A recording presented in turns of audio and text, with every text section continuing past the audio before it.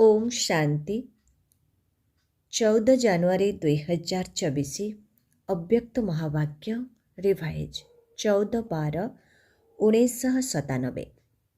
मुरलीर सारांश व्यर्थ एवं नकारात्मक कथा ठारू दूरे रही पुरस्कार नेबार पात्र हुआ।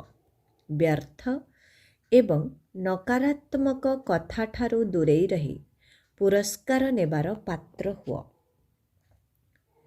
आजी बापदादा निजर परमात्मा स्नेहर पात्र आत्मा मानंकु देखुछन्ति। परमात्मा स्नेह एक आनंदमय झुलना अटे। जो झुलनारे पिला माने सर्वदा झुलिबारे लागिछन्ति। परमात्मा स्नेह अनेक जन्मर दुख को गोटिए सेकेंड रे समाप्त करिदिए।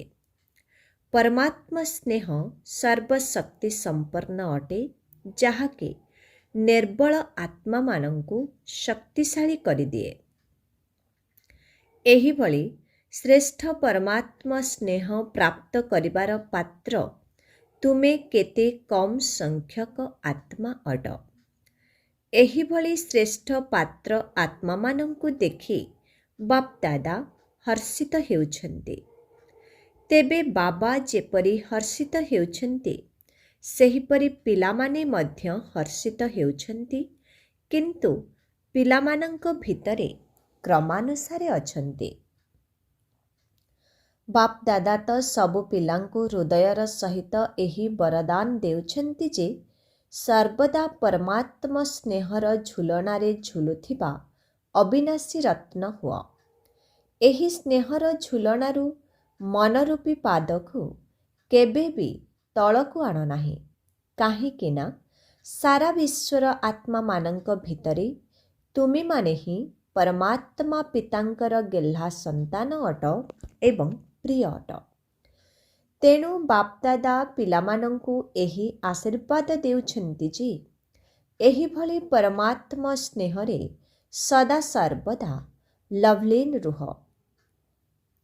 एही भली लवलीन आत्मा मानंक निकटको कौनसी भी परिस्थिति बा मायार हलचल आसी पारिबो नाही। केवल तले पाद रखी देउथिबा कारणरो माया भिन्न भिन्न प्रकारर खेल खेलिबा पई आसी जाउछि एवं भिन्न भिन्न रूप धारण करी आकर्षित करुछि। तेबे लवलीन आत्मा मानंकर सर्वशक्ति आगरे माया आखि उठाई देखि भी पारिबो नाही। तुम मानंकर तृतीय नेत्र बा ज्वालामुखी नेत्र माया को शक्तिहीन करिदेव। तेणु तुम भली विशेष ब्राह्मण मानंकु बापदादांक द्वारा जन्म हेबा मात्रके ज्ञानर तृतीय नेत्र मिली जाइछे।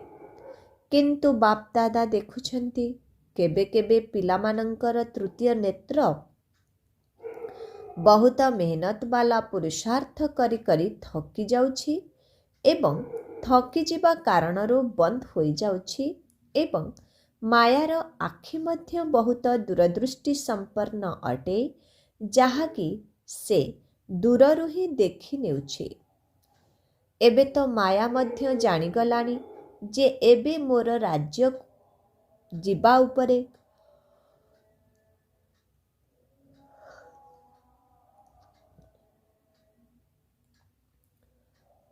सेथिपाई माया को देखि विचलित हुआ नाही।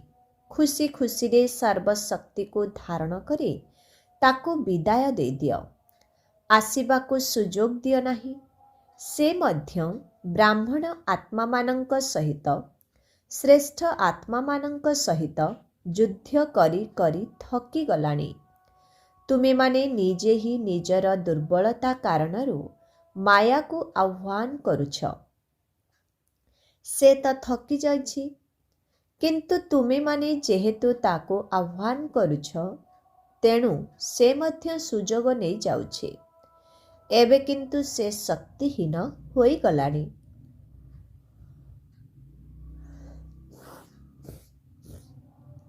तेबे तुम मानंकर अनुभव कौन कहुछि?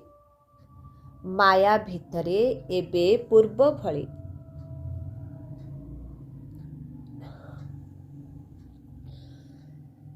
ତୁମମାନଙ୍କର ଅନୁଭବ କ'ଣ କହୁଛି? ମାୟା ଭିତରେ ଏବେ ପୂର୍ବ ଭଳି ଶକ୍ତି ଅଛି? ତା ପାଖରେ ଶକ୍ତି ଅଧିକ ଅଛି ନା ତୁମେମାନେ ଅଧିକ ଶକ୍ତିଶାଳୀ ଅଟ? ତେବେ ସେ ଚେଷ୍ଟା ତ ନିଶ୍ଚିତ କରିବ, କାହିଁକି ନା ତୁମେମାନେ ହିଁ ତାକୁ ଆହ୍ୱାନ କରୁଛ। ତେଣୁ ସେ ସୁଯୋଗ କାହିଁକି ନ ନେବ? କିନ୍ତୁ ତୁମେ କାହିଁକି ଦୁର୍ବଳ ହେଉଛ? ଏବେ ବାବା ତୁମକୁ ପ୍ରଶ୍ନ ପଚାରୁଛନ୍ତି ଯେ ତୁମେମାନେ ମାଷ୍ଟର ସର୍ବଶକ୍ତିବାନ ଅଟ ନା ନାହିଁ? ସମସ୍ତେ ଅଟ ତ?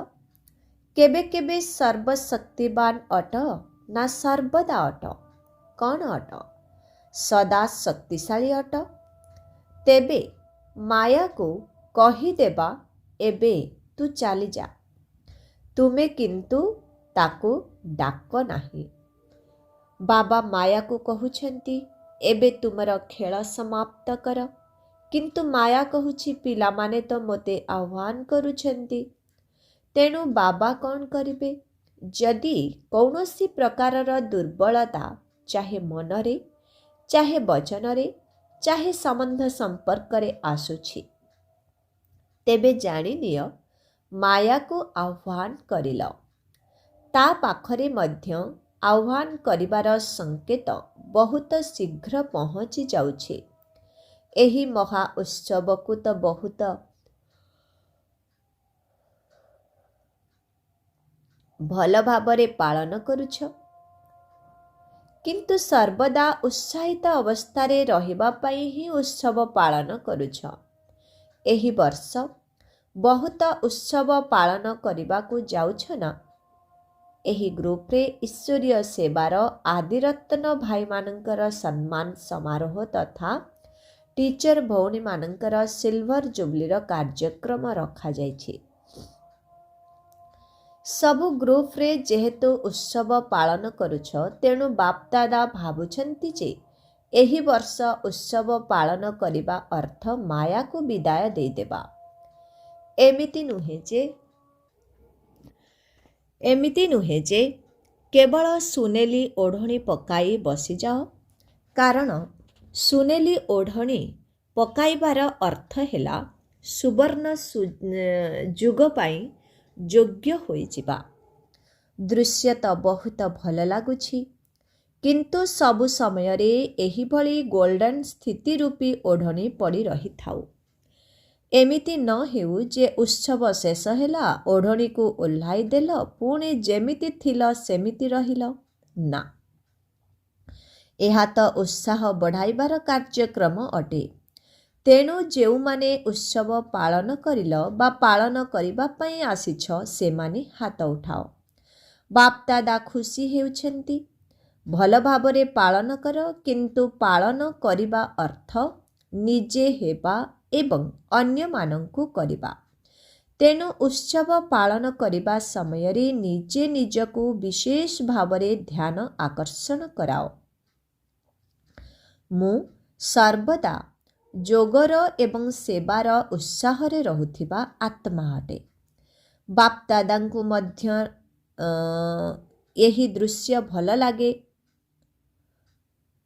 ତେଣୁ ଏହି ବର୍ଷକୁ ବାପଦାଦା ମାୟାକୁ ବିଦାୟ ଦେବାର ବର୍ଷ ରୂପରେ ପାଳନ କରିବାକୁ ଚାହୁଁଛନ୍ତି।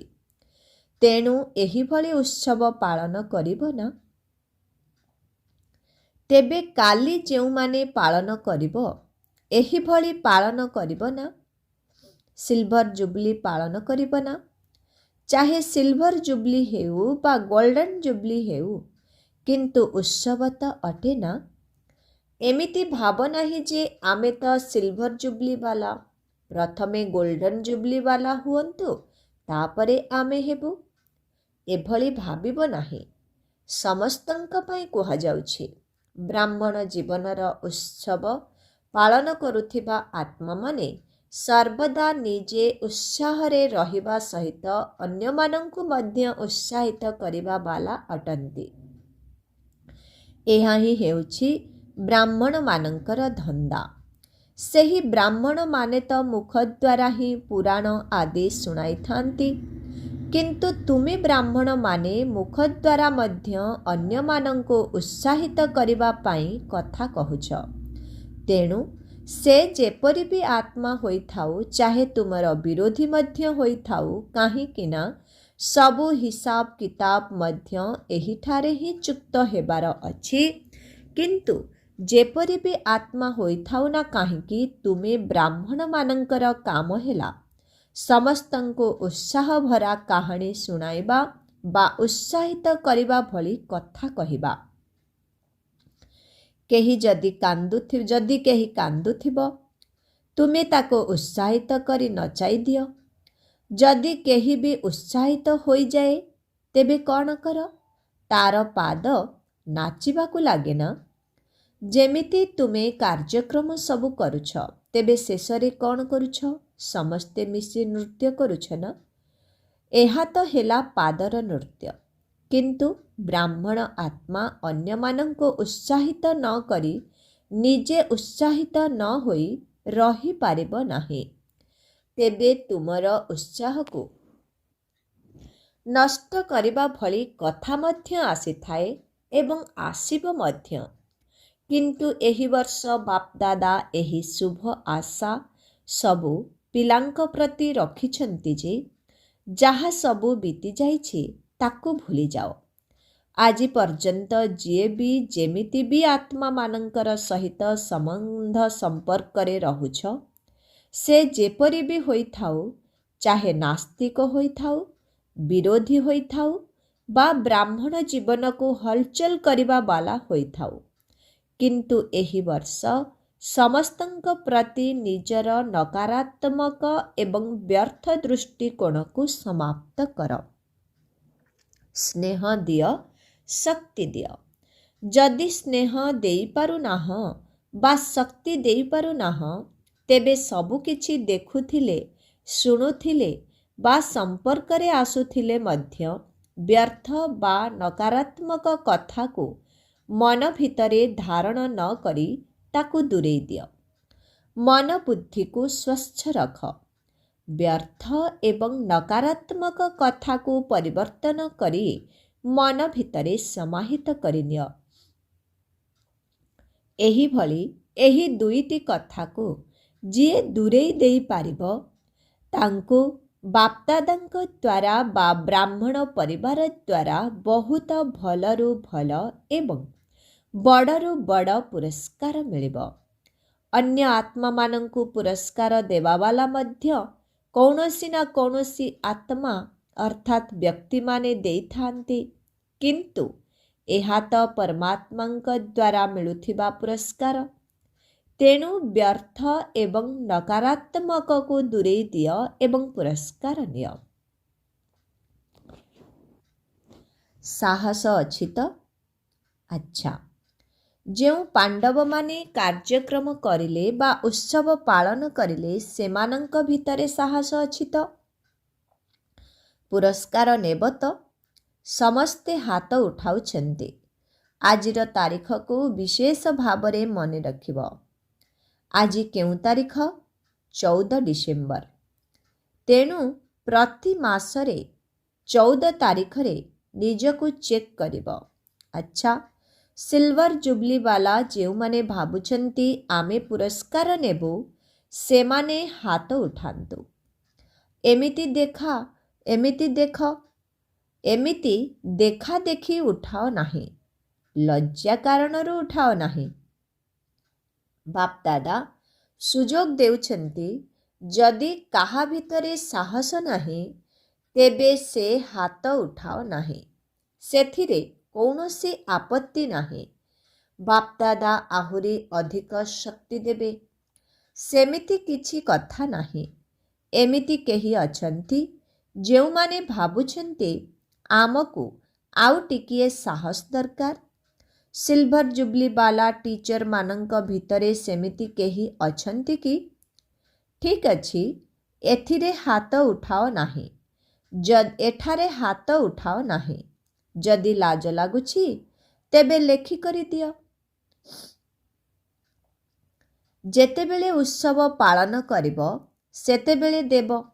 ଯଦି ଭାବୁଛ ମୋତେ ଟିକିଏ ବି ଶକ୍ତି ଆବଶ୍ୟକ, ତେବେ ସେଥିପାଇଁ ବିଶେଷ ଟ୍ୟୁସନ୍ ରଖିବା। ଯିଏ ପାଠପଢ଼ାରେ ଦୁର୍ବଳ ଥାଆନ୍ତି ତାଙ୍କ ପାଇଁ କ'ଣ କରିଥାନ୍ତି? ଟ୍ୟୁସନ୍ ରଖିଥାନ୍ତି ନା? ଆଚ୍ଛା, ମଧୁବନ ବାଲା ହାତ ଉଠାଅ, ଛିଡ଼ା ହୋଇଯାଅ। ମଧୁବନ ନିବାସୀ ବହୁତ ଭଲ ସୁଯୋଗ ନେଉଛନ୍ତି। ଆଚ୍ଛା, ମଧୁବନ ନିବାସୀ ପୁରସ୍କାର ନେବ ତ? ସମସ୍ତେ ହାତ ଉଠାଇଲେ। ଟ୍ୟୁସନ୍ ଦରକାର ନାହିଁ ତ? ବାହାଦୁର ଅଟ। ଆଚ୍ଛା, ବାପ ଦାଦା ହିସାବ ନେବେ। ମଧୁବନ ବାଲାଙ୍କୁ ଅଭିନନ୍ଦନ। ତେବେ ଏହି ବର୍ଷଟି ବିଦାୟ ଦେବାର ଏବଂ ଅଭିନନ୍ଦନ ନେବାର ବର୍ଷ ଏବଂ ଏହି ବର୍ଷରେ ପିଲାମାନେ ଯେଉଁ ସବୁ ସଂକଳ୍ପ କରିଛନ୍ତି ସେଗୁଡ଼ିକୁ ସାକାର ରୂପରେ କାର୍ଯ୍ୟକାରୀ କରିବା ବାଲାଙ୍କୁ ବାପଦାଦାଙ୍କର ଅତିରିକ୍ତ ସାହାଯ୍ୟ ମଧ୍ୟ ମିଳିବ। କେବଳ ସେଥିରେ ଦୃଢ଼ ଭାବରେ ରହିବାକୁ ହେବ। ମଝିରେ ମଝିରେ ଡ୍ରାମା ପରୀକ୍ଷା ନେବ, କିନ୍ତୁ ତୁମେମାନେ ନିଜର ସଂକଳ୍ପରେ ଦୃଢ଼ ଭାବରେ ରହିଥିବ। ସଂକଳ୍ପ ରୂପୀ ପାଦ ଯେପରି ହଲଚଲ ନ ହୁଏ। ଯଦି ସଂକଳ୍ପରେ ମଧ୍ୟ ଅଚଳ ରହିବ, ତେବେ ବାପଦାଦାଙ୍କ ଦ୍ୱାରା ଅତିରିକ୍ତ ସହଯୋଗର ଅନୁଭବ ମଧ୍ୟ କରିପାରିବ। କେବଳ ନେବାର ଶକ୍ତି ଥିବା ଦରକାର। ଏକ ବଳ, ଏକ ଭରସା। ଯାହା ବି ହୋଇଯାଉ ମୋତେ ହେବାକୁ ହିଁ ପଡ଼ିବ। ଏହିଭଳି ସଂକଳ୍ପର ପାଦକୁ ମଜବୁତ ରଖିଥିବ। ତେବେ କଥା ତ ଅନେକ ଆସିବ, କିନ୍ତୁ ତୁମେ ଏଭଳି ଅନୁଭବ କରିବ ଯେପରି ଉଡ଼ାଜାହାଜ ଉଡ଼ିବା ସମୟରେ ବାଦଲଗୁଡ଼ିକ ତଳେ ରହିଯାଆନ୍ତି ଏବଂ ଉଡ଼ାଜାହାଜ ବାଦଲ ଉପରେ ଉଡ଼ିଯାଏ, ଯାହାଦ୍ୱାରା ବାଦଲଗୁଡ଼ିକ ମନୋରଞ୍ଜନର ଦୃଶ୍ୟ ହୋଇଯାଆନ୍ତି। ସେହିଭଳି ଯେତେ ବି କଳା ବାଦଲ ଭଳି କଥା ଆସୁ, ଯାହାର କୌଣସି ପ୍ରକାରର ସମାଧାନ ମଧ୍ୟ ସେହି ସମୟରେ ଦେଖାଯାଉନଥିବ, କିନ୍ତୁ ମନ ଭିତରେ ଏହି ଦୃଢ଼ ସଂକଳ୍ପ ରହୁ ଯେ ଏହି ବାଦଲ ଭଳି ପରିସ୍ଥିତି ଆସିଛି ଯିବା ପାଇଁ। ଏହି ବାଦଲ ନିଶ୍ଚିତ ଭାବରେ ଭାଙ୍ଗିଯିବ ଏବଂ ଉଭେଇଯିବ, ରହିବ ନାହିଁ। ଯଦି ଏହିଭଳି ଉଡ଼ିବାର କଳାର ସ୍ଥିତିରେ ସ୍ଥିତ ହୋଇଯିବ, ତେବେ ଯେତେ ବି ଘନ କଳାବାଦଲ ହୋଇଥାଉ ତାହା ନିଶ୍ଚିତ ଭାଙ୍ଗି ଉଭେଇଯିବ ଏବଂ ତୁମେ ଦୃଢ଼ତାର ଶକ୍ତି ଆଧାରରେ ସଫଳ ହୋଇକରି ହିଁ ରହିବ। କେବଳ ବିଚଳିତ ହୁଅ ନାହିଁ। ଏହା କିପରି ହେବ, କ'ଣ ହେବ? ବହୁତ ଭଲ ହେବ। କାହିଁକି ନା ବାପଦାଦା ଜାଣିଛନ୍ତି ଯେତେ ଯେତେ ସମୟ ସମୀପକୁ ଆସିବ ସେତେ ସେତେ ନୂଆ ନୂଆ କଥା, ଭିନ୍ନ ଭିନ୍ନ ସଂସ୍କାର ଏବଂ ହିସାବ କିତାବର କଳା ବାଦଲ ମଧ୍ୟ ଆସିବ। କାରଣ ଏହିଠାରେ ହିଁ ସବୁ ଚୁକ୍ତ ହେବାର ଅଛି। କେହି କେହି ପିଲା କହୁଛନ୍ତି, ଦିନକୁ ଦିନ ଏହିଭଳି କଥାଗୁଡ଼ିକ ସବୁ ଆହୁରି ବଢ଼ି ବଢ଼ି କାହିଁକି ଚାଲିଛି? ତେବେ ଯେଉଁ ପିଲାମାନଙ୍କୁ ଧର୍ମରାଜପୁରୀକୁ ଅତିକ୍ରମ କରିବାର ନାହିଁ, ସେମାନଙ୍କର ସଙ୍ଗମ ଯୁଗର ଏହି ଅନ୍ତିମ ସମୟରେ ସ୍ୱଭାବ ସଂସ୍କାରର ସବୁ ହିସାବ କିତାବ ଏହିଠାରେ ହିଁ ଚୁକ୍ତ ହେବ। ଧର୍ମରାଜପୁରୀକୁ ଯିବ ନାହିଁ। ତୁମ ସମ୍ମୁଖକୁ ଯମଦୂତମାନେ ଆସିବେ ନାହିଁ। ଏହି ସବୁ କଥାଗୁଡ଼ିକ ହିଁ ତୁମ ପାଇଁ ଯମଦୂତ ଅଟନ୍ତି, ଯାହାକି ଏହିଠାରେ ହିଁ ସମାପ୍ତ ହୋଇଯିବ। ସେଥିପାଇଁ ରୋଗଗୁଡ଼ିକ ମଧ୍ୟ ସମ୍ପୂର୍ଣ୍ଣ ବାହାରକୁ ବାହାରିବା ପରେ ଯାଇ ସମାପ୍ତ ହେବାର ଲକ୍ଷଣ ଦେଖାଯାଇଥାଏ। ଏମିତି ଭାବ ନାହିଁ ଯେ ଏଗୁଡ଼ିକ ତ ମୋତେ ବିଦାୟ ଦେଉନାହାନ୍ତି। ସମୟ ଯେତେ ନିକଟକୁ ଆସୁଛି ବ୍ୟର୍ଥ ସଂକଳ୍ପ ଆହୁରି ଅଧିକ ଅଧିକ ବଢ଼ି ଚାଲିଛି। କିନ୍ତୁ ଏହା ଚୁକ୍ତ ହେବା ପାଇଁ ହିଁ ବାହାରକୁ ବାହାରୁଛି। ସେଗୁଡ଼ିକର କାମ ହେଲା ଆସିବା ଏବଂ ତୁମର କାମ ହେଲା ଉଡ଼ିବାର କଳା ଦ୍ୱାରା, ଯୋଗର ଶକ୍ତି ଦ୍ୱାରା ତାକୁ ପରିବର୍ତ୍ତନ କରିବା। ତେଣୁ ବିଚଳିତ ହୁଅ ନାହିଁ। କେତେକ ପିଲାଙ୍କର ବିଶେଷତା ହେଲା ସେମାନେ ବାହାରେ ବିଚଳିତ ଥିବାର ଦେଖାଯାଉନଥିବେ, କିନ୍ତୁ ଭିତରେ ଭିତରେ ମନ ବିଚଳିତ ହେଉଥିବ। ବାହାରେ କହୁଥିବେ ନାହିଁ କିନ୍ତୁ ହୋଇନାହିଁ, ଏମିତି ସବୁବେଳେ ହେଉଛି, କିନ୍ତୁ ଭିତରେ ପ୍ରଭାବ ପଡ଼ିଥିବ। ତେଣୁ ବାପଦାଦା ପୂର୍ବରୁ ହିଁ ଶୁଣାଇ ଦେଉଛନ୍ତି ଯେ ବିଚଳିତ ହେବା ଭଳି କଥା ସବୁ ଆସିବ, କିନ୍ତୁ ତୁମେମାନେ ସେଥିରେ ଭୟଭୀତ ହେବ ନାହିଁ। ନିଜର ଅସ୍ତ୍ରକୁ ଛାଡ଼ିବ ନାହିଁ, କାରଣ ଯିଏ ଭୟଭୀତ ହୋଇଯାଏ ସେ ହାତରେ ଯାହା ବି ଧରିଥିବ ତାହା ଖସି ପଡ଼ିବ।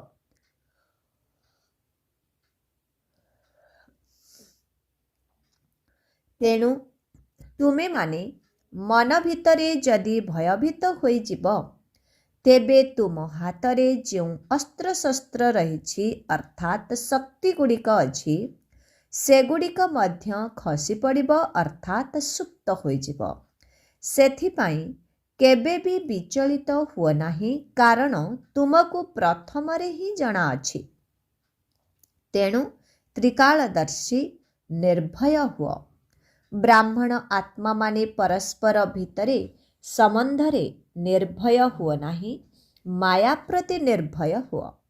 ସମ୍ବନ୍ଧରେ ସର୍ବଦା ସ୍ନେହୀ ଏବଂ ନିର୍ମାଣ ଚିତ୍ତ ହୁଅ।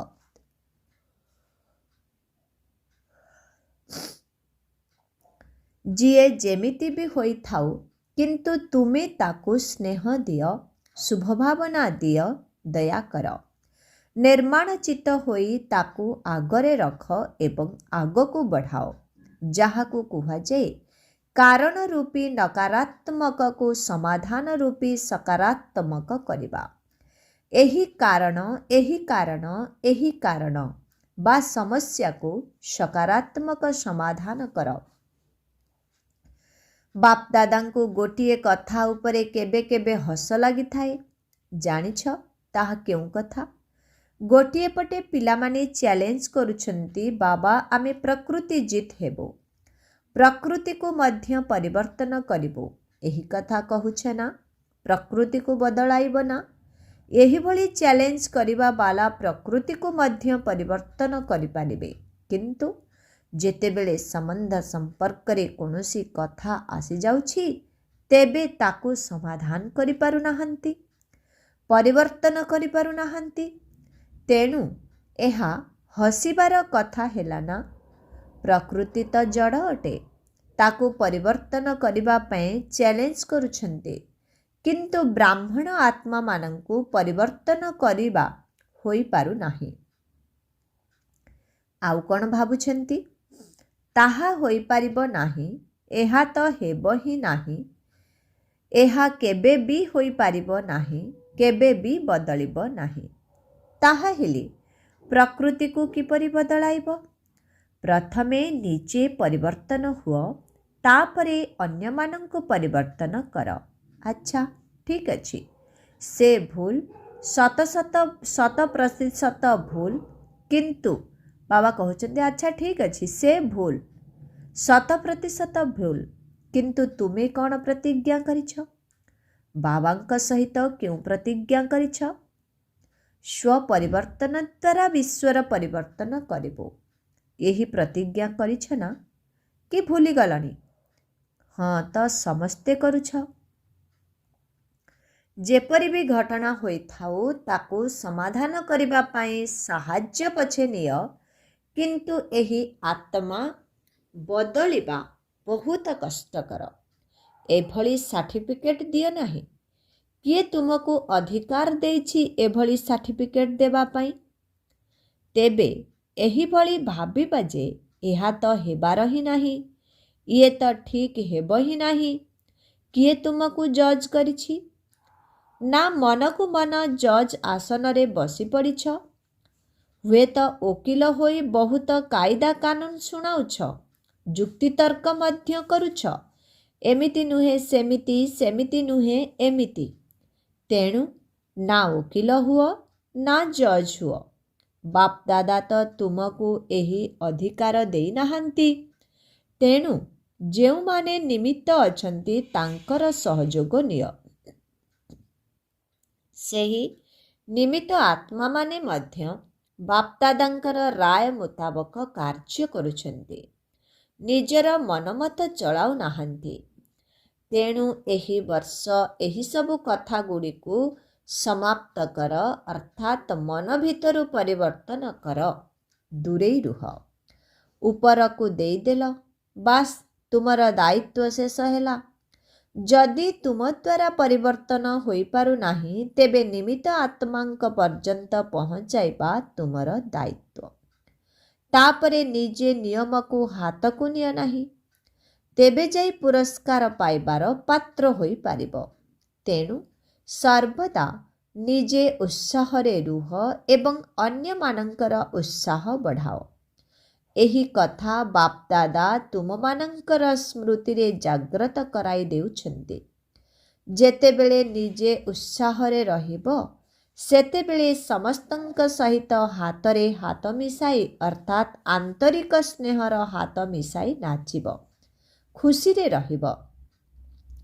ଏହି ସ୍ଥୂଳ ହାତ ନୁହେଁ, କିନ୍ତୁ ଆନ୍ତରିକ ସ୍ନେହପୂର୍ଣ୍ଣ ସହଯୋଗର ହାତ। ଏହାକୁ ହିଁ କୁହାଯାଉଛି ହାତରେ ହାତ ମିଶାଇବା। ଆନ୍ତରିକ ସ୍ନେହ କ'ଣ ନ କରିପାରିବ? ତେବେ ଏହା ତ ପରମାତ୍ମା ସ୍ନେହ ଅଟେ, ପରମାତ୍ମା ପ୍ରେମ ଅଟେ। ଏହା କ'ଣ ନ କରିପାରିବ? ଅସମ୍ଭବ ଶବ୍ଦ ତ ବ୍ରାହ୍ମଣମାନଙ୍କର ଡିକ୍ସନାରୀ ଅର୍ଥାତ୍ ଶବ୍ଦକୋଷରେ ହିଁ ନାହିଁ। ଉତ୍ସାହବାଲା କେବେ ବି କୌଣସି ବି କଥାରେ ନିରାଶ ବା ହତାଶ ହେବ ନାହିଁ। ଆଚ୍ଛା, ଚାରିଆଡ଼ର ପରମାତ୍ମା ସ୍ନେହର ସୁଖମୟ, ଆନନ୍ଦମୟ ଝୁଲଣାରେ ଝୁଲୁଥିବା ଲକି ଏବଂ ଲଭଲିନ୍ ଆତ୍ମାମାନଙ୍କୁ ସର୍ବଦା ନିଜର ଦୃଢ଼ ସଂକଳ୍ପ ଦ୍ୱାରା ସମାଧାନ ସ୍ୱରୂପ ହେଉଥିବା ଶ୍ରେଷ୍ଠ ଆତ୍ମାମାନଙ୍କୁ ସର୍ବଦା ପରମାତ୍ମାଙ୍କ ଦ୍ୱାରା ପୁରସ୍କାର ପାଇବାର ପାତ୍ର ହିରୋ ପାର୍ଟଧାରୀ ଆତ୍ମାମାନଙ୍କୁ ସର୍ବଦା ବାପଦାଦାଙ୍କର ପାଳନାର ପ୍ରତିଦାନ ଦେଉଥିବା ବାବାଙ୍କର ହୃଦୟ ସିଂହାସନ ଅଧିକାରୀ ଆତ୍ମାମାନଙ୍କୁ ବାପଦାଦାଙ୍କର ପଦ୍ମଗୁଣା ଅର୍ବ ଖର୍ବ ଠାରୁ ମଧ୍ୟ ଅଧିକ ସ୍ନେହ ସମ୍ପନ୍ନ ଶୁଭେଚ୍ଛା ଏବଂ ନମସ୍ତେ। ଆଜିର ବରଦାନ, ପବିତ୍ରତା ରୂପୀ ରାଜକୀୟତା ଦ୍ୱାରା ଶ୍ରେଷ୍ଠ ଜୀବନର ଝଲକ ଦେଖାଉଥିବା ବିଶେଷତା ସମ୍ପନ୍ନ ହୁଅ। ବ୍ରାହ୍ମଣ ଜୀବନର ବିଶେଷତା ହେଲା ପବିତ୍ରତା ରୂପୀ ରାଜକୀୟତା। ଯେପରି ରାଜ ପରିବାରର ସଦସ୍ୟମାନଙ୍କର ଚେହେରା ଏବଂ ଚାଲିଚଳନରୁ ଜଣାପଡ଼ିଥାଏ ଇଏ କୌଣସି ରାଜ ପରିବାରର ଅଟନ୍ତି, ସେହିପରି ବ୍ରାହ୍ମଣ ଜୀବନର ପରିଚୟ ପବିତ୍ରତାର ଝଲକ ଅର୍ଥାତ୍ ସୂକ୍ଷ୍ମ ସଂକେତ ଦ୍ୱାରା ହୋଇଥାଏ। ତେବେ ଏହି ପବିତ୍ରତାର ଝଲକ ତୁମର ଚେହେରାରେ ଏବଂ ଚଳଣିରେ ସେତେବେଳେ ଦେଖାଯିବ ଯେତେବେଳେ ସଂକଳ୍ପରେ ମଧ୍ୟ ଅପବିତ୍ରତାର ନାମ ଗନ୍ଧ ନଥିବ। ପବିତ୍ରତା କେବଳ ବ୍ରହ୍ମଚର୍ଯ୍ୟ ବ୍ରତର ପାଳନା ନୁହେଁ, କିନ୍ତୁ କୌଣସି ବି ବିକାର ଅର୍ଥାତ୍ ଅଶୁଦ୍ଧିର ପ୍ରଭାବ ମଧ୍ୟ ନଥିବ। ତେବେ କୁହାଯିବ ବିଶେଷତା ସମ୍ପନ୍ନ ବ୍ରାହ୍ମଣ ଆତ୍ମା। ସ୍ଲୋଗାନ, ଯେଉଁମାନେ ସ୍ୱକୁ ଅର୍ଥାତ୍ ନିଜକୁ ଦର୍ଶନ କରିଥାନ୍ତି, ସେହିମାନେ ହିଁ ସର୍ବଦା ପ୍ରସନ୍ନଚିତ୍ ତଥା ସର୍ବପ୍ରାପ୍ତିର ଅଧିକାରୀ ହୋଇ ରହିଥାନ୍ତି। ଅବ୍ୟକ୍ତ ନୀରବତା ଦ୍ୱାରା ଡବଲ ଲାଇଟ୍ ଫରିସ୍ତା ସ୍ଥିତିର ଅନୁଭବ କର। ଯେପରି ସାକାର ରୂପରେ ଗୋଟିଏ ବସ୍ତ୍ର ପରିବର୍ତ୍ତନ କରି ଆଉ ଗୋଟିଏ ବସ୍ତ୍ରକୁ ଧାରଣ କରୁଛ, ସେହିପରି ସାକାର ରୂପର ସ୍ମୃତିକୁ ଛାଡ଼ି ଆକାରୀ ଫରିସ୍ତା ସ୍ୱରୂପ ହୋଇଯାଅ। ଫରିସ୍ତା ସ୍ଥିତିର ବସ୍ତ୍ରକୁ ଗୋଟିଏ ସେକେଣ୍ଡରେ ଧାରଣ କରି ନିଅ। ଏହି ଅଭ୍ୟାସ ବହୁତ ସମୟ ଧରି ହେବା ଦରକାର, ତେବେ ଯାଇ ଶେଷ ସମୟରେ ପାସ୍ ହୋଇପାରିବ। ଓମ୍ ଶାନ୍ତି।